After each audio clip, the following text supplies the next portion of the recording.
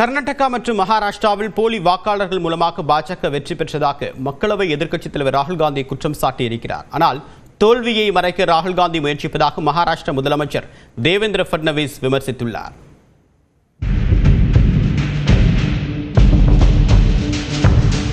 தேர்தல் ஆணையத்தின் மீது தொடர்ந்து குற்றச்சாட்டுகளை கூறி வரும் மக்களவை எதிர்க்கட்சித் தலைவர் ராகுல் காந்தி டெல்லியில் நடந்த செய்தியாளர் சந்திப்பில் அதற்கான ஆதாரங்களை வெளியிட்டார்.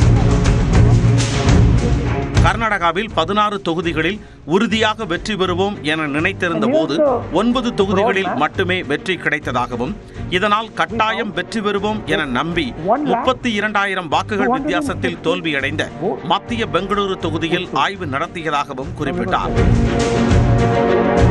மத்திய பெங்களூரு மக்களவை தொகுதியில் 8 சட்டப்பேரவை தொகுதிகள் உள்ள நிலையில் மகாதேவபுரம் சட்டமன்ற தொகுதியை ஒதுக்கினால் காங்கிரஸ் 82,000 வாக்குகள் முன்னிலை பெற்றுள்ளதாகவும், தோல்விக்கு காரணமான மகாதேவபுரம் சட்டப்பேரவை தொகுதியில் மட்டும் 1,00,000க்கும் அதிகமான வாக்குகள் வித்தியாசம் இருந்ததால் அதை முழுமையாக ஆய்வு செய்ததாகவும் கூறினார். ஆனால் டிஜிட்டல் வாக்காளர் பட்டியலை வழங்க தேர்தல் ஆணையம் மறுத்துவிட்டதால் 7 அடி உயரத்திற்கு இருந்த காகித கட்டுகளில் வாக்காளர்கள் ஒவ்வொருவராக சரிபார்க்கப்பட்டதாக கூறினார். The address is 0, house number 0, or street number 0, or then the address cannot be verified. These are 40,000 voters. So that's a single bedroom, 46 voters living there. Same thing there, 80 voters living there. No sign of their existence. When we go there, we are threatened.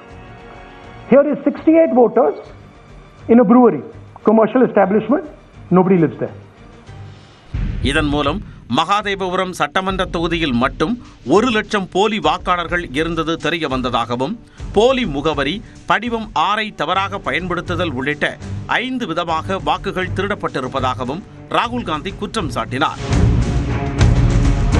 இதேபோல 25 தொகுதிகளில் 33,000 வாக்குகளுக்கும் குறைவான வித்தியாசத்தில் பாஜக வெற்றி பெற்றுள்ளதாகவும், பிரதமர் மோடி ஆட்சியில் நீடிக்க இந்த 25 இடங்கள் தான் உதவியது எனவும் ராகுல் காந்தி குறிப்பிட்டார்.